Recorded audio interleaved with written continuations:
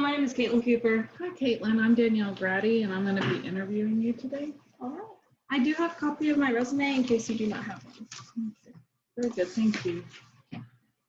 All right. I thought we would start off the interview by asking you why you were interested in applying for this job in particular. So a reason in particular I was wanting to apply for this job is because I have a very strong love for agriculture, as well as sharing my knowledge with other people. I feel like there's a lot of people out there that aren't really familiar with what ag is all about and tend to read misleading information on the internet and tend to just trust the ag industry. So I feel like by being a part of this job, you really have an opportunity to show people the truth and kind of advocate for agriculture. I was also a FFA member in high school, and when I was in that program, it changed my life around completely. I have never found anything in my life that I've been more passionate about, and I would not be here today had I not been in that program. What have you done to prepare for this job in particular? So when preparing for this job, I've had a lot of hands-on experience with animals. I worked at GCFR with the cattle. I did a equine internship in College Station working with old retired show horses. I worked at a equine summer camp for kids who want to ride, and I was a camp counselor there. I was able to teach them how to groom and ride and saddle up their horses, along with many other little things along the way. I did an internship through the Houston Livestock Show and Rodeo, where I was able to actually interact with a lot of different people. I was able to answer questions that people had on Breeders' Row whenever they would walk through and look at all the different animals. There was actually a little girl that came up to me and asked me if the longhorn was a unicorn, and I thought that was the cutest little thing ever. And she just had so many different questions for me to answer, and it was just so cute. When I was working on Breeders' Row, I actually was given the opportunity to lead the First Responders of the Year recipients in a VIP tour, and I was actually able to personally talk to them about my experience through FFA whenever I was in the program. And it meant a lot to me that they had chosen me to do that. It was a totally random last minute thing, but I could tell that when I was done with my speech that I had really touched a lot of people by what I had said. What skills or attributes qualify you? So some of my skills are that I'm a very friendly person, and I feel like that is a very important quality to have whenever you are wanting to become a teacher, because these students will come to you and confide in you and they will want your trust. And so I feel like by being a friendly person, that is something that really will mean a lot to them. I'm also tend to be a very creative person and think outside of the box. I think that a lot of teachers just kind of go and stand in front of the class and just talk all day. I don't want to be like that. I want to find fun and exciting ways to keep them engaged and wanting them to learn more.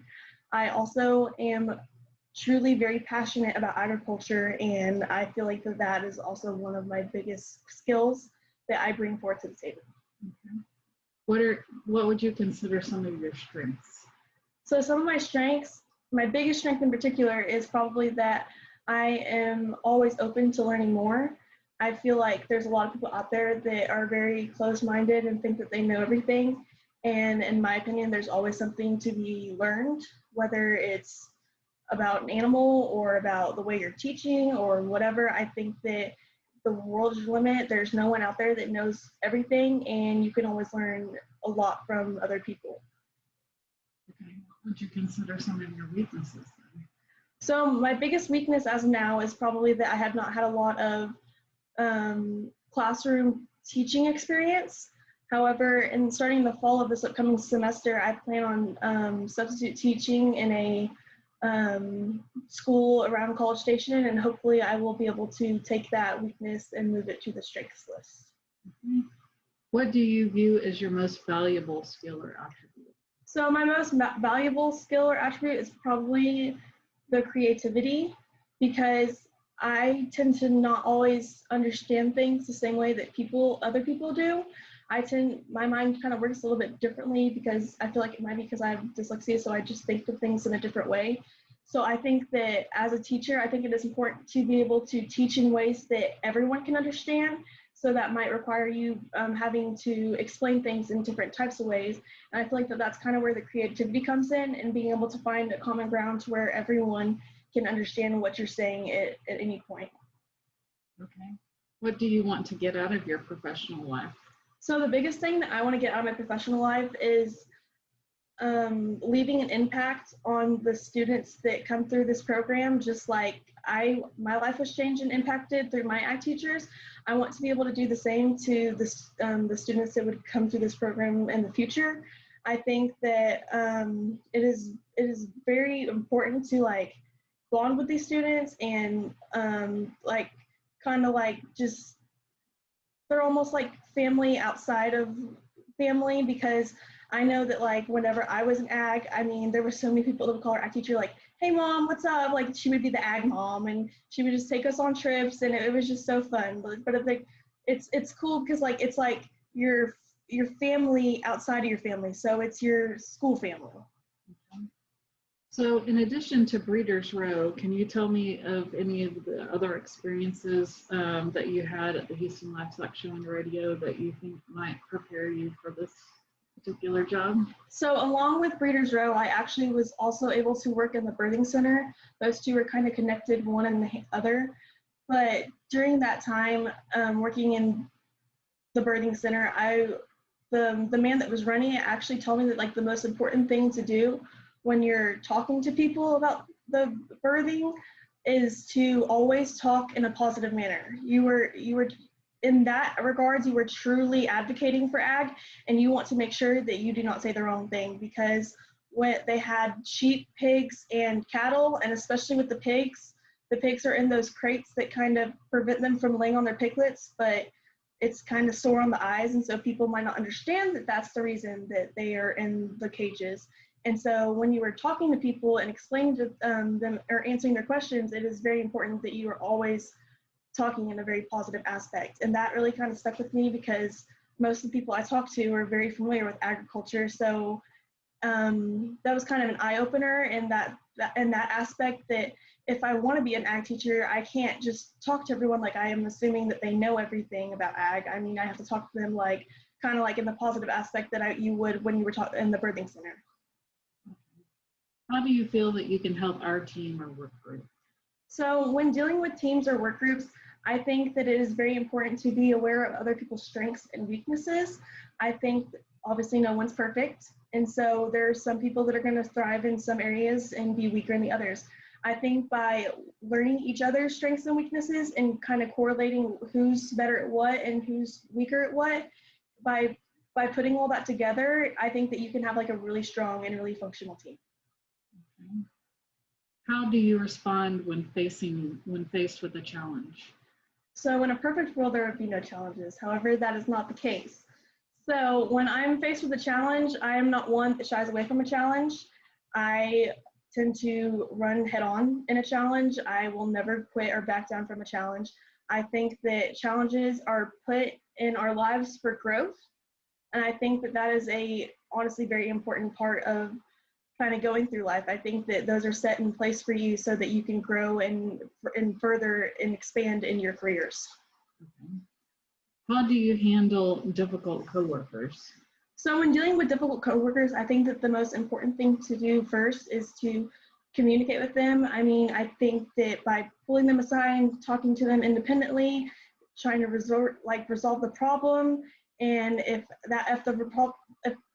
the problem does not get resolved, wait a little bit, and if that doesn't work, I mean, the only other thing that you could possibly do is go to the manager above you. Okay. Tell me about a recent problem you overcame, and how did you overcome that problem? So when I was working at GCFR, we had a cow that went into labor, and it was around 5 o'clock in the afternoon. And we saw feet, and it had probably been out 30 minutes, and the cow was not progressing in her labor. And so in that moment, we were kind of working and trying to pull the calf and kind of help her along a little bit, and the calf was not budging. And when the cow is in birth, you tend to have to worry about whether the umbilical cord is being pressed or not, because that can cause the calf to die via stillborn in their oxygen supplies cut off. So when the cow was not progressing, I kind of made the decision. I kind of had a decision to make. I was like, we can sit here and keep messing with it and letting it see if it progresses. It may not. Or I said, or we can load her up and take her to the vet. And in that moment, I was like, we need to load her up. We need to take her to the vet now, because if this calf is still alive, we need to get it out as soon as possible so we can have the best results. Okay. And what are your short-term and long-term goals? So my short-term goals is to graduate college and get my degree, as well as get my alternate teaching certification. I also hope to get floral design certified. I am actively looking in how to do that, as I am not an education major. My long-term goals are probably finding a career that fits me well and fits my needs, and just a place that I really like. I know when I will be there. And how does this particular job fit into that picture? So honestly, since I've been in high school, there's nothing I've thought about doing besides being an ag teacher. I know that there's so many people that go into college and have their mindset on one thing and end up changing their minds into something else, but that has not been my case. I've said since I've been in high school, I wanted to be an ag teacher, and I've stuck with it all the way through. Even though I did not go through ag education, that doesn't make me any less qualified for this job than anyone else, because I am very determined to be an ag teacher. So I think that wraps up my interview questions. Do you have any questions for me? Yes, ma'am, I do. I wrote them down, if you don't. So one of my questions is when looking further into the school, I did a little research where I discovered that you have a barn facility for students to keep their animals at. If they do not have their own property, I am interested in how many students actually use the barn facility. So currently we have probably about 10 students that are on barn only. The rest of the students keep their animals at home. So we don't really have a whole lot of students actually utilizing the barn facilities, the community barn facilities. Is that in the summer, or is that during the school year as well? That's in the school year as well. Okay. So with this being a large school, do the ag teachers work together on the species, or is each species of animals designated to a specific teacher? Well, currently we just kind of split duties. We really feel like it's important that all ag teachers understand all species. And so we really do utilize our team, and we support all animals as a team, which I think is really important to do. All right, I have one more question. So if given the job, what classes would I be teaching? So I think that probably if we brought you into our team, that we would probably start you off with